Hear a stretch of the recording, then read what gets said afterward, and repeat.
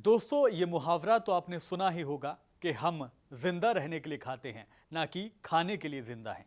ये तो सभी जानते हैं कि अच्छी सेहत के लिए अच्छी ग़िज़ा खाना ज़रूरी होता है। एक दौर था जब हम घर का बना हुआ खाना खाया करते थे, साफ सुथरा, सेहतमंद और मज़ेदार काम के लिए निकलते थे तो साथ में माँ या फिर अहलिया हाथ का बना हुआ खाना साथ दे दिया करती थी। और उस दौर में ना शुगर के मरीज से मुलाकात हुआ करती थी, ना मोटापे से जूझते लोग दिखाई देते थे, ना दिल के रोगी हमारे साथी हुआ करते थे और ना ही दूर दूर तक कोई कैंसर हॉस्पिटल दिखाई देता था। बस होता था तो सेहतमंद इंसान, मुस्कुराते हुए चेहरे, प्रेम और मोहब्बत की बातें होती थी। लोगों के पास फुर्सत ही फुर्सत हुआ करती थी, एक दूसरे के दुख और दर्द में शरीक हुआ करते थे। हालांकि आज वो माहौल एक अफसाना बनकर रह गया है। मैं हूं शफ़ान अंसारी। आज हम बात करेंगे खान पान की, यानी क्या खाएं और क्या ना खाएं। इंसान का खान पान ही उसके स्वस्थ और सुखी जीवन का आधार होता है।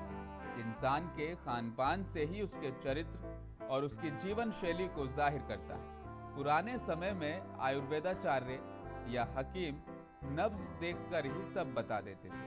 जीवन को स्वस्थ रखने के लिए हमारा खान पान मुकर्रर होना चाहिए। घर का खाना सादा होता है, लेकिन बाहर का मसालेदार। बाहर का खाना देखने में अच्छा लगता है, लेकिन घर का सेहत के लिए मुफीद होता है। घर में हम साफ सफाई का ध्यान रखते हैं, बाहर का हम कुछ कह नहीं सकते। होटल वाले जितना मर्जी कह दे घर जैसा खाना, लेकिन वो बात कहाँ। और घर में खाना बनाते समय माँ का प्यार भी घुला होता है और वो शुद्ध विचारों से बनाया जाता है।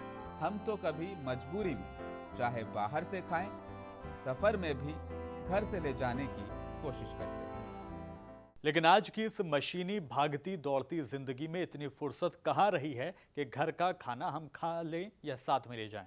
वैसे भी बाहर के मसालेदार और चटपटे खाने को हमने अपनी आदत में शुमार कर लिया है। यही हमारा लाइफस्टाइल है जो हमको नई नई बीमारियों की तरफ ले जा रहा है। आज हम बात करेंगे ऐसे खानों के बारे में जैसे जंक फूड और फास्ट फूड वगैरह, जो हमारी सेहत के लिए खासा नुकसानदेह हैं। जैसे जंक फूड और फास्ट फूड का हम जिक्र आगे करेंगे। आजकल फास्ट फूड और जंक फूड हर तरह के लोगों और बच्चों का शौक बन गया है। ज्यादातर लोग इन्हें शौक और टेस्ट के लिए खाते हैं। इसी तरह जंक फूड यानी रेडीमेड खाने की चीजों ने किचन का महत्व ही बदल कर रख दिया है। इसके चलते हमारा खान पान पूरी तरह बदल गया है। इसके पीछे वजह भी है। तेज रफ्तारी से बदलते माहौल में हमने अपना पूरा मामूल ही बदल कर रख दिया है। जंक फूड और फास्ट फूड ने आज हर रसोई में अपना एक खास मुकाम बना लिया है, जो आने वाली पीढ़ी के लिए और भी घातक हो सकता है। सवाल यह है कि लोग घर के खाने की बजाय इस तरह के खाने खाना क्यों पसंद करने लगे। लोगों का मानना है कि समय की कमी के कारण फास्ट फूड का सेवन करने पर मजबूर है, क्योंकि जब वे ऑफिस से लौटते हैं तो उनके पास खाना बनाने के लिए कोई समय नहीं होता और वो थके हुए भी होते हैं। समय भी नहीं होता और वे समय की बचत और आलस्य के कारण होटल और रेस्टोरेंट से खाना मंगवाते हैं। अस्सलाम वालेकुम रहमतुल्लाहि व बरकातहू। आजकल जो ट्रेंड चल रहा है और आजकल जो नई जनरेशन जिस चीज़ को पसंद करती है खाने के मामले में, वो है जंक फूड, फास्ट फूड। क्या आप जानते हैं, आप जिस शौक़ से बाहर निकलते हैं खाना खाने के लिए कि चलिए फैमिली के साथ जाते हैं, फ्रेंड्स के साथ जाते हैं, फास्ट फूड में पिज़्ज़ा खाएंगे, बर्गर खाएंगे और भी मुख्तलिफ़ डिशेस हैं, फ्रेंच फ्राइज़ वगैरह है, कोका कोला है या इस तरह की सॉफ्ट ड्रिंक्स है, वो खाएंगे या वो पिएंगे। ठीक है, वक्ती तौर पर ज़बान की चटखारे के लिए बहुत अच्छा है, लेकिन उसके साइड इफ़ेक्ट्स क्या आप जानते हैं। अगर आप जान लेंगे तो फिर शायद आप खाना छोड़ देंगे ये चीज़ों को। क्योंकि मैं सबसे पहले आपको ये बताऊं कि फ़ास्ट फूड क्या है। फ़ास्ट फूड वो है जो आमतौर पे हम लोग जल्दी जल्दी बना सकते हैं। जैसे अगर आप बाहर जाते हैं तो बर्गर है, पिज़्ज़ा है, ये इसको फ़ास्ट फूड में शामिल किया गया है, जो कम वक्त में बना ले सकते हैं। इसमें कोई शक नहीं कि इसमें कुछ वेजिटेबल्स डाले जाते हैं। तो न्यूट्रिशनल एज ए डाइटिशियन मैं कहूँगी कि न्यूट्रिशनली थोड़ा बहुत ठीक है फास्ट फूड, लेकिन उसमें जो मौजूद कार्बोहाइड्रेट की शक्ल में जो स्टार्च है, जो मैदा है और जो प्रिजर्वेटिव्स डाले जाते हैं, they are dangerous for our health. और इसके अलावा जंक फूड भी आता है। अब जंक फूड वो है जो रेडी टू ईट प्रोडक्ट्स जो आजकल मार्केट में निकले हैं, कुरकुरे हैं, चिप्स हैं, बिस्किट्स हैं, ठीक है, मुख्तलिफ़ किस्म के फूड प्रोडक्ट्स भी जो घर में हम लोग ला रहे हैं, उसमें गर्म पानी डाल दो and they are ready to eat. तो बज़ाहिर ऐसा लगता है कि अपना टाइम बच रहा है, लेकिन उसमें जो प्रिजर्वेटिव्स डाले जाते हैं और वो पुरानी तारीख़ों के भी, पुरानी डेट्स के भी, या फिर कुछ एक्सपायरी डेट्स के भी रहते हैं और उसको फॉरवर्ड करके फ्रेश डेट्स डाल देते हैं। They are very dangerous. कभी कभार हम समझ नहीं पाते कि जंक फूड क्या है और फास्ट फूड किस चिड़िया का नाम है। पहले जानते हैं कि इन दोनों में फ़र्क क्या है। कई लोग जंक फूड और फास्ट फूड में अंतर को समझ ही नहीं पाते। उन्हें लगता है कि दोनों का मतलब एक ही है। जंक फूड ऐसे फूड आइटम्स को कहा जाता है जो पैकेट में मिलता है और इन्हें बनाने का झंझट भी नहीं रहता। बस खरीदने और पैकेट खोलकर खाने भर की मेहनत होती है। जंक फूड में पोषक तत्वों की मात्रा 0 होती है। इसमें सैचुरेटेड फैट, एक्स्ट्रा शुगर और ज़्यादा नमक होता है। यही नहीं, कैलोरी की मात्रा भी ज़्यादा होती है, जिसकी वजह से वजन बढ़ने का खतरा हमेशा रहता है। आपको जंक फूड का सेवन हमेशा कम मात्रा में करना चाहिए, क्योंकि इसका सेवन कई स्वास्थ्य जोखिमों को पैदा कर सकता है। जंक फूड एक खाली कैलोरी होती है, यानी इनमें कैलोरी तो होती है लेकिन पोषण मूल्य नहीं होता। फास्ट फूड ऐसे फूड आइटम्स होते हैं जिन्हें जल्दी और आसानी से झटपट तैयार किया जा सकता है। फास्ट फूड जंक फूड की तरह पहले से बनकर स्टोर नहीं किए जाते, इन्हें तुरंत तैयार किया जाता है। आप रेस्टोरेंट में बैठकर जिन चीज़ों का ऑर्डर करते हैं वो ज़्यादातर फास्ट फूड होते हैं। क्योंकि आपको मालूम होना चाहिए, ये जो प्रोडक्ट्स जब हमारे पेट में जाते हैं, हम हैं, हमारे बच्चे हैं, हमारे फैमिली मेम्बर्स हैं, जब हम लोग खा लेते हैं तो बज़ाहिर तो आप सटाइटी आप सेटिस्फाई कर लेते हैं कि चलो भूख मर गई, पेट भर गया, लेकिन उसके साइड इफ़ेक्ट्स हमारे सबसे पहले डाइजेशन पे पड़ता है। इंडाइजेशन होता है, किसी को एलर्जी हो जाती है किसी फूड प्रोडक्ट के लेकर। फिर इसके अलावा आजकल तो बीमारियाँ मालूम है, लाइफस्टाइल डिजीज़ जो निकले हैं, डायबिटीज़ है, ओबेसिटी जो सबसे ज़्यादा हो रही है। क्यों हो रही है? क्योंकि हम ये जो जंक फूड्स और फास्ट फूड खाते हैं उसमें कैलोरीज सबसे ज़्यादा होते हैं। तेल भी लो क्वालिटी का डाला जाता है, मैदा यूज़ होता है, और भी कई ऐसे प्रोडक्ट्स हैं जो उसमें डाले जाते हैं जो हम अपने घरों में नहीं डालते हैं, लेकिन मज़े के लिए, जैसे एजिनोमोटो है, फिर उसके बाद जो है वो और भी प्रिजर्वेटिव्स है, बार बार सोडा का इस्तेमाल होता है इसमें, और ऑयल भी रीयूज़ होता है। चिकन की कुछ आइटम्स आप जब फ्राइड शक्ल में खाते हैं, सो दे आर रीयूज्ड, ठीक है। तो मुख्तसर ये है इस बारे में बोलना मेरा कि आप लोग फास्ट फूड भी अवॉइड कीजिएगा, या कभी एक आध महीने में खा लिए, शौकिया तौर पे खा लिए, that's it, but don't make it a habit. और जंक फूड्स को भी खासकर अवॉइड कीजिए, खासकर बच्चों को लेकर, because they are at a growing stage. उनके हार्मोनल इफेक्ट्स होते हैं, हार्मोनल चेंजेस की वजह से पूरे डेवलपमेंट पर असर होता है। आजकल आप देख रहे हैं ना, नई जनरेशन ओबेसिटी का शिकार हो रही है, डायबिटीज़ का शिकार हो रही है, हार्ट डिसीज़ हो रहा है। एज की तो कोई लिमिट ही नहीं रही बीमारियों की, ठीक है। तो सवाल ये है कि हमने कौन सी डाइट लेना चाहिए। मैं आपको डरा नहीं रही हूँ, मैं आपको फैक्ट्स बता रही हूँ। तो कौन सी डाइट लेना चाहिए? हमने ऐसी बैलेंस डाइट लेना चाहिए जिसमें न्यूट्रिशनली सारे तग़ज़ियात मौजूद हों, तग़ज़ियात यानी न्यूट्रिएंट्स मौजूद हैं। तो उसमें जो है तो CHO आता है, राइट, प्रोटीन्स आते हैं, विटामिन्स आते हैं, ठीक है, मिनरल्स आते हैं, वाटर आता है, ठीक है, और फैट्स भी आते हैं, बट गुड क्वालिटी फैट्स, क्योंकि फैट्स हमारे दिमाग के लिए, हमारे अज़ा के लिए, लुब्रिकेशन के लिए बहुत ज़रूरी होता है फैट्स।